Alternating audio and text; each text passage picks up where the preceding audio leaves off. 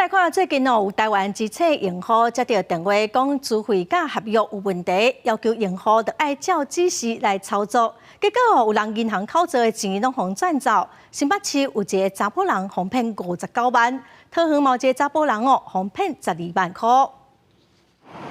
连锁民众一直接到电话，惊是电信客户用各种话术来骗人。警方接到报案了后，发现受害者拢是台湾之星的用户，亲像新北市一个姓陈的小姐，就在不知不觉当中被骗走59万。我当初为什么会没有防备？是因为他打给我的时候，他知道我的名字，像他的账号那边是叫我输入我的身份证字号，金额就是输入我的身份证号后5码。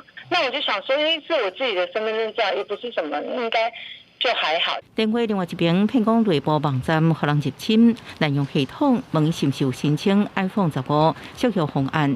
陈小姐赶紧公布，搁率去接到假银行打电话来，本来就是照指示来操作，等将扣的钱动落来，反倒转来互辛苦钱伫一暝之间弄去了。会不会他们里面也有内鬼，或是有办法拿到那些真的客户资料？趁台湾之星要甲台国大合并诈骗集团，也趁这时阵向桃园一个用户讲是因为电信整合系统错误变更，手机自费设定，搁派邮局客户一步一步洗脑，或者被害者陆续汇出12万。如果听到订单错误或误设为付费会员，信用卡遭人盗刷、重复下单、需配合操作 ATM 以及网络银行等诈骗关键字，可能就是诈骗。警方提醒，若听到50订单配合操作网络银行，拢是诈骗关键字。